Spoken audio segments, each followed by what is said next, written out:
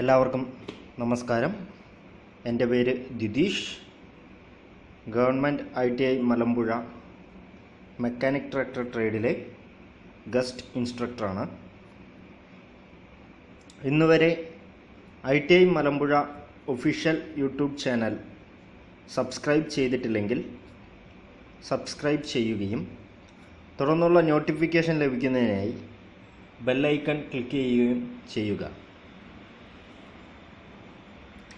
ഇവിടെ ഡിസ്കസ് ചെയ്യുവാൻ പോകുന്ന ടോപ്പിക്സ് എന്താണ് ഇഞ്ചക്ടർ എന്നും ഇഞ്ചക്ടേഴ്സ് എത്ര തരം ഉണ്ടെന്നും എന്താണ് നോസിൽസ് എന്നും അവ എത്ര തരം ഉണ്ടെന്നും അതുപോലെ തന്നെ വിവിധതരം വാഹനങ്ങളിൽ ഉപയോഗിക്കുന്ന IC എഞ്ചിനുകളിൽ നോസിൽസുകൾ തിരഞ്ഞെടുക്കുന്നത് എന്തിനൊക്കെ ആസ്പദമാക്കിയിട്ടാണ് എന്നും അതുപോലെ തന്നെ ഇഞ്ചക്ടർ ടെസ്റ്റർ ഉപയോഗിച്ചുകൊണ്ട് ഇഞ്ചക്ടറിൽ ചെയ്യുന്ന ടെസ്റ്റുകൾ എന്തൊക്കെ എന്നും ഈ വീഡിയോയിലൂടെ നമുക്കിന്ന് മനസ്സിലാക്കാം. എന്താണ് ഇഞ്ചക്ടേഴ്സ് അഥവാ ഫ്യുവൽ ഇഞ്ചക്ടേഴ്സ് എന്ന് നോക്കാം. കണിക രൂപത്തിലുള്ള ഡീസലിനെ കൃത്യമായ അളവിൽ സിലിണ്ടറിലേക്ക് ഇഞ്ചക്ട് ചെയ്യുന്നതിന് വേണ്ടിയാണ് ഡീസൽ എഞ്ചിനിൽ ഫ്യുവൽ ഇഞ്ചക്ടേഴ്സ് ഓർ ആറ്റോമൈസേഴ്സ് ഉപയോഗിക്കുന്നത്. ഫ്യുവൽ ഇഞ്ചക്ഷൻ പമ്പ് അഥവാ FIPയിൽ നിന്നും വരുന്ന ഫ്യുവലിനെ ഡീസൽ ഫ്യുവലിനെ ഡെലിവറി വാൾവ്, പൈപ്പുകൾ എന്നിവയിലൂടെ ഇഞ്ചക്ടറിലേക്ക് എത്തിച്ചേരുന്നു. ഇഞ്ചക്ടറിൻ്റെ അറ്റത്തുള്ള ഒരു നോസിലിൻ്റെ സഹായത്താൽ ഫ്യുവലിനെ സിലിണ്ടറിലേക്ക് ആറ്റോമൈസ്ഡ് രൂപത്തിൽ സ്പ്രേ ചെയ്യപ്പെടുന്നു. ഇങ്ങനെയാണ് ഒരു ഇഞ്ചക്ടർ പ്രവർത്തിക്കുന്നത്. ഇന്ന് ഉപയോഗിക്കുന്ന വിവിധതരം ഡീസൽ എഞ്ചിനുകളിൽ പലതരത്തിലുള്ള ഇഞ്ചക്ടേഴ്സുകൾ ഉപയോഗിക്കാറുണ്ട്. അത്തരം ഇഞ്ചക്ടറുകളിൽ വരുന്ന ഒരു ടൈപ്പ് ഓഫ് ഇഞ്ചക്ടറാണ് ഈ ചിത്രത്തിൽ കാണിച്ചിട്ടുള്ള മെക്കാനിക്കൽ ഇഞ്ചക്ടറുകൾ. മെക്കാനിക്കൽ ഇഞ്ചക്ടറുകൾ എങ്ങനെയാണ് പ്രവർത്തിക്കുന്നതെന്നും അവയുടെ പ്രധാന ഭാഗങ്ങൾ ഏതൊക്കെയാണെന്നും നമുക്ക് നോക്കാം. ഒരു ഫ്യുവൽ ഇഞ്ചക്ടറിൻ്റെ പ്രധാന ഭാഗങ്ങൾ ആണ് നോസിൽ ഹോൾഡർ എന്നിവ.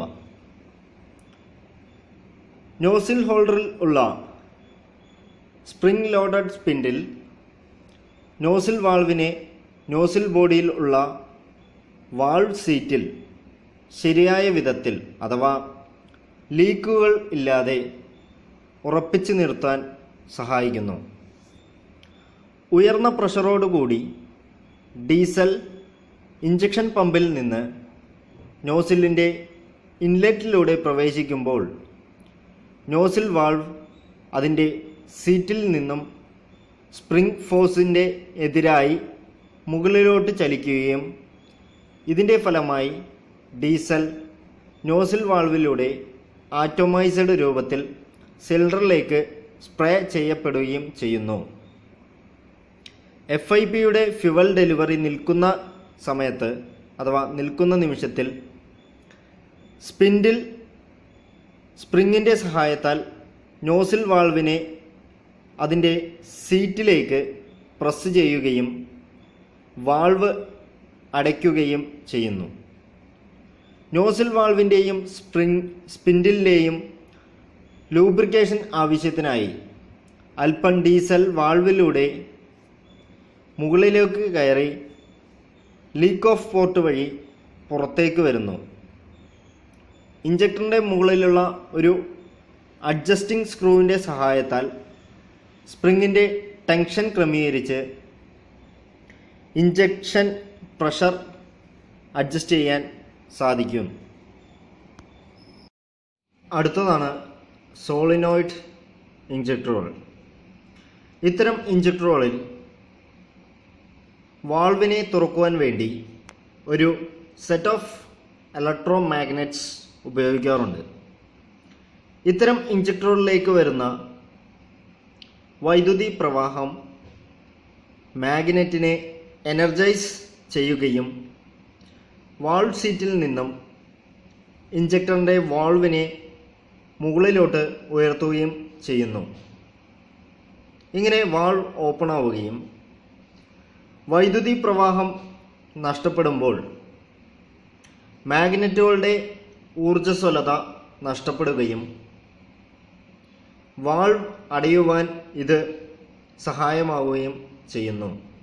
ഇങ്ങനെയാണ് ഒരു സോളിനോയിഡ് ഇഞ്ചക്ടറുകൾ പ്രവർത്തിക്കുന്നത്. പീസോ ഇലക്ട്രിക് ഇഞ്ചക്ടറുകൾ ഇവ ഓപ്പോസിറ്റ് പ്രിൻസിപ്പളിനെ അടിസ്ഥാനമാക്കിയാണ് പ്രവർത്തിക്കുന്നത്.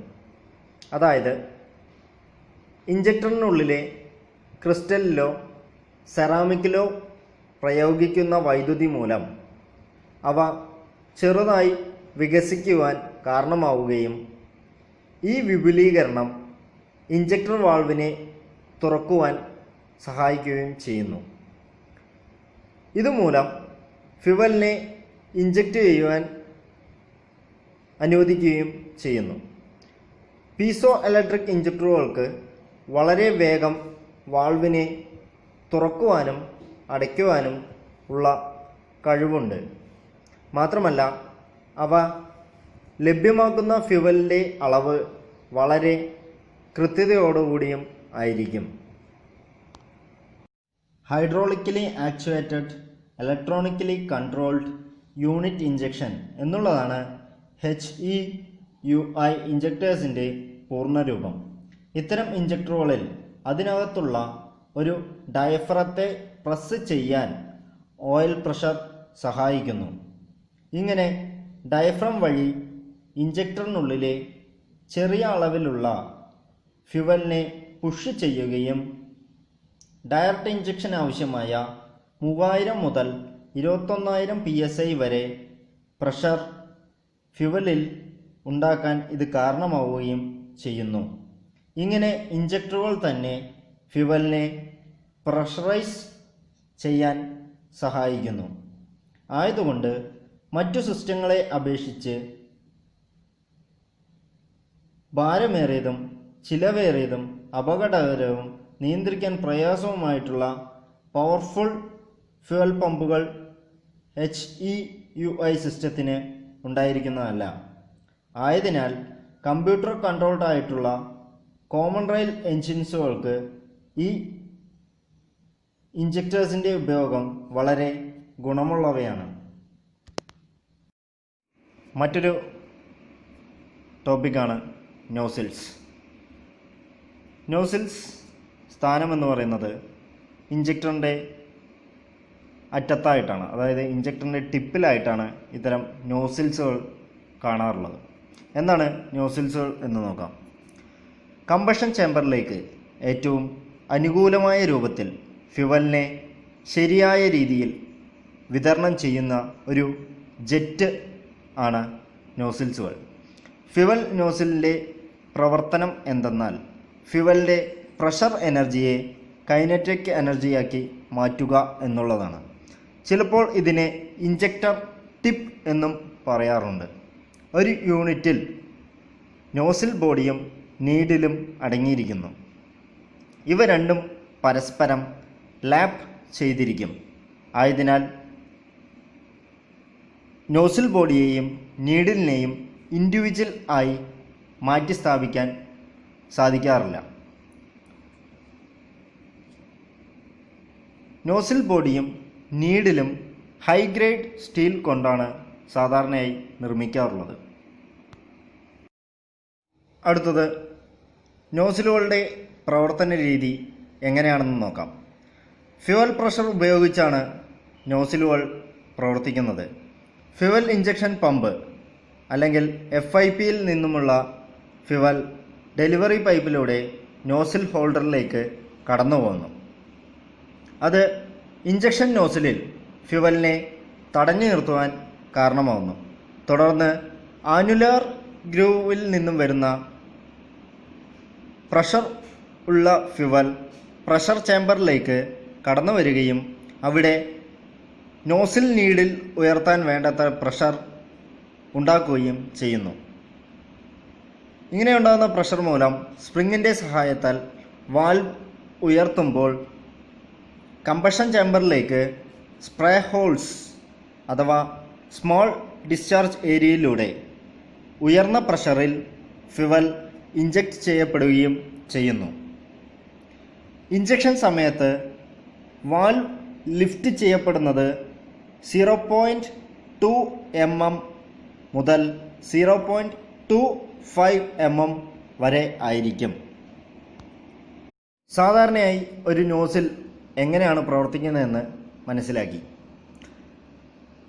ഇനി മെക്കാനിക്കൽ ഇഞ്ചക്ടേഴ്സിൽ ഉപയോഗിക്കുന്ന വിവിധതരം നോസിലുകൾ ഏതൊക്കെയാണെന്ന് നോക്കാം. ആദ്യത്തേത് hole type nozzle. Hole type nozzle single ഹോളുമുണ്ട്, മറ്റൊന്ന് മൾട്ടി ഹോളുമുണ്ട്. അവ എന്താണെന്ന് നോക്കാം.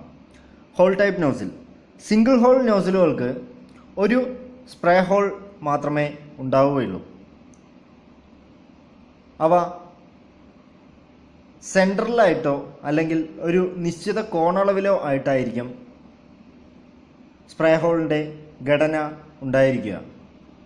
മൾട്ടി ഹോൾ നോസിലുകൾക്ക് 180 ഡിഗ്രി വരെ പരസ്പരം ബന്ധപ്പെട്ട് ഒരു കോണിൽ നിന്ന് സ്പ്രേ ഹോൾ ഉണ്ടായിരിക്കുന്നതാണ്. എഞ്ചിൻ്റെ ആവശ്യകത അനുസരിച്ച് പരമാവധി 12 ഹോളുകൾ വരെ ഉണ്ടാവും. ഹോൾ ഡയമീറ്ററും ഹോൾ ലെങ്ത്തും എന്നിവ സ്പ്രേയുടെ ഷേപ്പിനെയും ഡെപ്ത് ഓഫ് പെനട്രേഷനെയും സ്വാധീനിക്കാറുണ്ട്. ഹോൾ ഡയ 0.2 mm മുതൽ മുകളിലേക്ക് ഉണ്ടായിരിക്കുന്നതാണ്. അടുത്ത ടൈപ്പ് ഓഫ് നോസിലാണ് long stem nozzle. Direct injection എഞ്ചിനുകൾക്കായുള്ള മൾട്ടി ഹോൾ നോസിലുകളുടെ ഒരു മെച്ചപ്പെട്ട ഘടനയാണ് അല്ലെങ്കിൽ മെച്ചപ്പെട്ട രൂപമാണ് ലോങ് സ്റ്റെം നോസിലിൻ്റേത്. ഇതിന് ടിപ്പിൽ ഒരു എക്സ്റ്റെൻഡ് ബോഡി ഉണ്ടായിരിക്കും. ഇതിൻ്റെ ഇഞ്ചക്ഷൻ ഹോളുകൾക്ക് സാധാരണ പോലെ വാൾവ് സീറ്റിങ്ങും ഡോമും എല്ലാം ഉണ്ടായിരിക്കുന്നതാണ്. സിലിണ്ടർ ഹെഡിലെ വാൾവുകൾക്കിടയിൽ പരിമിതമായ സ്പേസ് ഉള്ള ഒരു എഞ്ചിനിൽ നോസിലിൻ്റെ കൂളിംഗ് സാധാരണ രീതിയിൽ വളരെ ദുഷ്കരമാണ്. അത്തരം എഞ്ചിൻ ഹെഡിൽ നീളമുള്ള സ്റ്റെം നോസിലുകൾ സാധാരണയായി ഉപയോഗിക്കുന്നു. അടുത്ത ടൈപ്പ് ഓഫ് നോസിലാണ് പിൻഡിൽ നോസിൽ. ഇതിൻ്റെ നോസിൽ നീഡിൽ പിൻ അല്ലെങ്കിൽ പിൻഡിൽ ആകൃതിയിൽ രൂപപ്പെടുത്തുന്നതിനായി അവയെ പുറത്തോട്ട് എക്സ്റ്റെൻഡ് ചെയ്തിരിക്കും. ഇത് നോസിൽ ബോഡിയുടെ ഇഞ്ചക്ഷൻ ഹോളിലേക്ക് പ്രൊജക്റ്റ് ചെയ്യുന്നു. പിൻഡിൽ സ്പ്രേകളുടെ വലുപ്പവും രൂപവും വ്യത്യാസപ്പെടുത്തിക്കൊണ്ടിരിക്കാൻ അനായാസം സാധിക്കുകയും ചെയ്യുന്നു. ഇഞ്ചക്ഷൻ ഹോളിൽ കാർബൺ നിക്ഷേപിക്കുന്നില്ല എന്നതാണ് ഇത്തരത്തിലുള്ള നോസിലിൻ്റെ ഏറ്റവും പ്രധാനപ്പെട്ട ഒരു ഗുണമെന്ന് പറയുന്നത്. ഇനിയൊരു ടൈപ്പ് ഓഫ് നോസിൽ കൂടെ നോക്കാനുണ്ട്. അതായത് പിൻഡിൽ ടൈപ്പ് നോസിലിൻ്റെ മോഡിഫൈ ചെയ്ത രൂപമാണ് ഡിലേ നോസിൽ. എന്താണ് ഡിലേ നോസിൽ എന്ന് നോക്കാം. ഡെലിവറി ആരംഭിക്കുമ്പോൾ റേറ്റ് ഓഫ് ഇഞ്ചക്ഷൻ കുറയ്ക്കുന്നു. അതായത് പിൻഡിൽ വഴി സ്പ്രേയിങ് ആരംഭിക്കുമ്പോൾ കമ്പഷൻ ചേമ്പറിലേക്ക് ഇഞ്ചക്ട് ചെയ്യപ്പെടുന്ന ഫ്യുവലിൻ്റെ അളവ് കുറയ്ക്കുന്നു എന്നുള്ളതാണ് ഇത്തരം ഡിലേ നോസിലിൻ്റെ ഏറ്റവും പ്രധാനപ്പെട്ട ഒരു ഗുണമെന്ന് പറയുന്നത്. നീഡിൽ വാൾവ് ലിഫ്റ്റ് ചെയ്യപ്പെടുമ്പോൾ റേറ്റ് ഓഫ് ഇഞ്ചക്ഷൻ വർദ്ധിക്കുകയും ഇഞ്ചക്ഷൻ പീരീഡ് അതിൻ്റെ അവസാന ഘട്ടത്തിൽ കമ്പഷൻ ചാമ്പറിലേക്ക് കൂടുതൽ ഫ്യുവൽ ഇഞ്ചക്ട് ചെയ്യപ്പെടുകയും ചെയ്യുന്നു. ഇങ്ങനെയാണ് ഒരു ഡിലേ നോസിൽ പ്രവർത്തിക്കുന്നത്. നാം വിവിധതരം നോസിലുകളെക്കുറിച്ച് ഇതുവരെ മനസ്സിലാക്കി. അത്തരം നോസിലുകൾ എങ്ങനെയാണ് ഓരോ എഞ്ചിനിലും സെലക്ട് ചെയ്യുന്നതെന്ന് ഇനി നോക്കാം.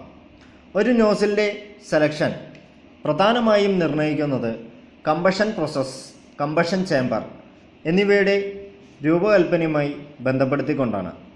കമ്പഷൻ ചേമ്പറിൻ്റെ ഷേപ്പിനെക്കുറിച്ച് കൃത്യമായ അറിവില്ലാതെ ഒരിക്കലും ആവശ്യമുള്ള നോസിലിനെ മുൻകൂട്ടി കൃത്യമായി നിർണ്ണയിക്കാൻ കഴിയാറില്ല.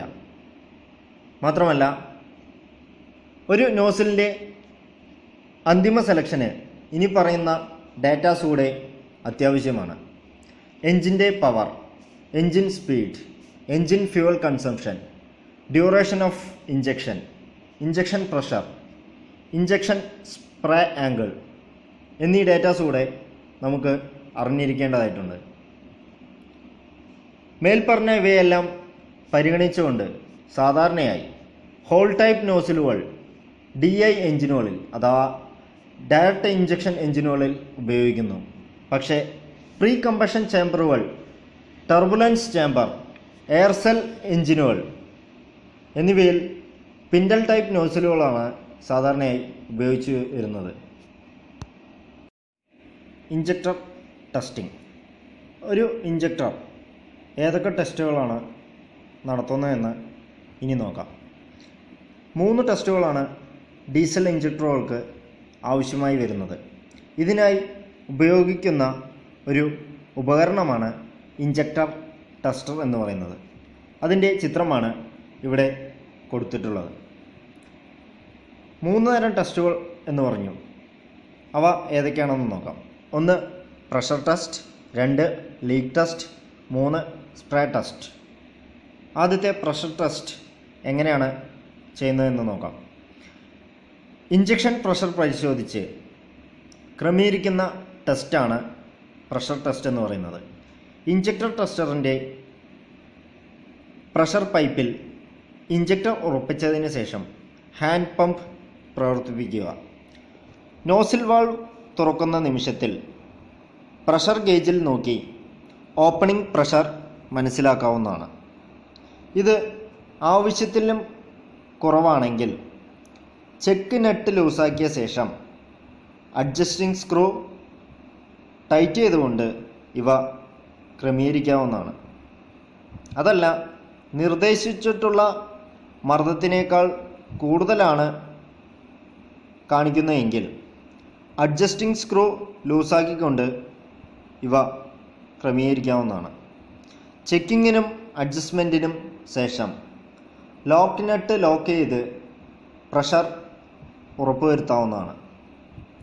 ചില ഇഞ്ചക്ടറുകളിൽ അഡ്ജസ്റ്റ് സ്ക്രൂവിന് പകരം ഉപയോഗിക്കുന്നത് ഷിമ്മുകൾ ആയിരിക്കും. രണ്ടാമത്തെ ടെസ്റ്റാണ് ലീക്ക് ടെസ്റ്റ്. അതെന്താണെന്ന് നോക്കാം. ഇഞ്ചക്ടറിൻ്റെ ഡീസൽ ലീക്ക് പരിശോധിക്കുന്ന ടെസ്റ്റാണ് ലീക്ക് ടെസ്റ്റ്. പ്രഷർ പൈപ്പിൽ ഇഞ്ചക്ടർ ഉറപ്പിച്ചതിന് ശേഷം ഒരു നിശ്ചിത മർദ്ദത്തിൽ ഏതാണ്ട് 10 സെക്കൻഡ് നേരം പമ്പ് ലിവറിനെ അമർത്തിപ്പിടിക്കുക. ലിവർ അമർത്തുമ്പോൾ മുഴുവനായി അമർത്താതിരിക്കാൻ പ്രത്യേകം ശ്രദ്ധിക്കേണ്ടതായിട്ടുണ്ട്.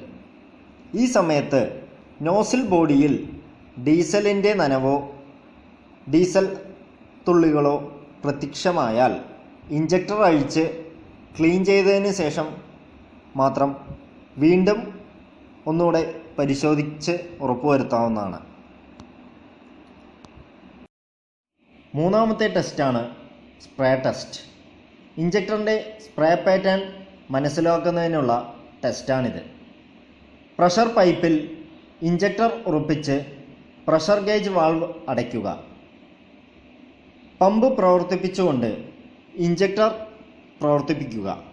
ശരിയായ രീതിയിൽ കണിക രൂപത്തിലാണ് ഇഞ്ചക്ഷൻ നടക്കുന്നതെങ്കിൽ ഇഞ്ചക്ടർ ഓക്കെ ആണെന്ന് നമുക്ക് മനസ്സിലാക്കാവുന്നതാണ്.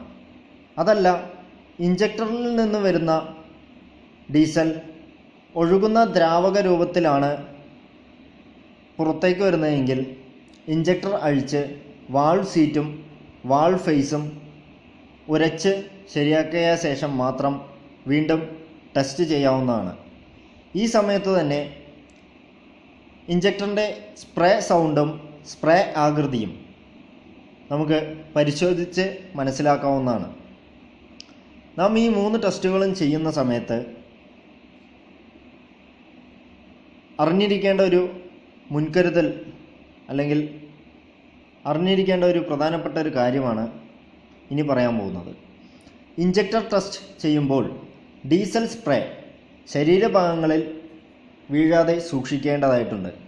കാരണം കണിക രൂപത്തിലുള്ള മർദ്ദീകരിച്ച ഡീസൽ ശരീരത്തിൽ ചെറിയ സുഷിരങ്ങളിലൂടെ രക്തത്തിൽ കലരാനുള്ള സാധ്യതകൾ വളരെയധികം കൂടുതലാണ്.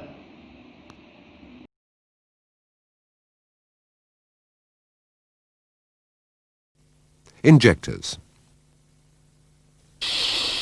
For diesel fuel to ignite and burn efficiently, it's necessary to break it up into a fine atomized spray to increase the surface area in contact with the air. And this is the function of the injector. Simplified, it's a spring-loaded valve operated by fuel pressure. Internally, a tapered needle is held firmly on its seat by a spring.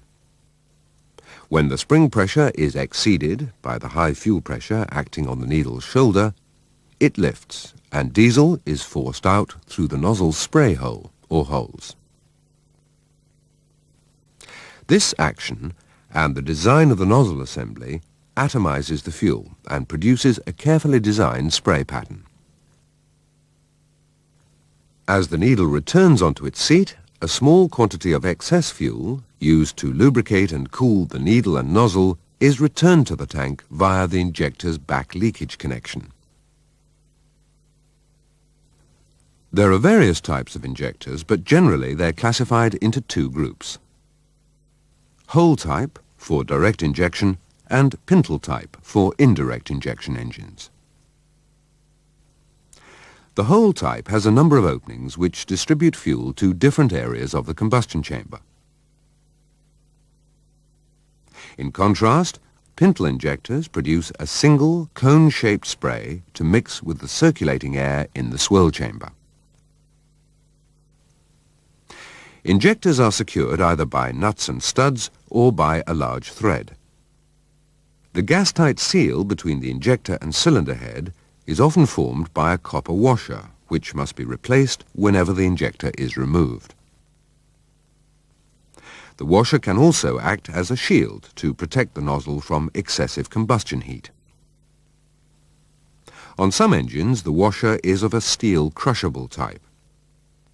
However, whatever the version, if it's not renewed, then serious damage caused by escaping combustion gas is likely to occur to the injector nozzle and cylinder head. So always fit new ones. Incidentally, likely symptoms of a defective injector are misfiring, engine knocking, loss of power, black exhaust smoke,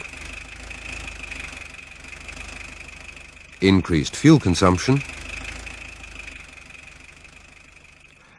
and increased smoke initially after cold starting. It's also worth remembering that costly damage to the piston and combustion chamber areas can occur if a faulty injector is not identified and replaced promptly.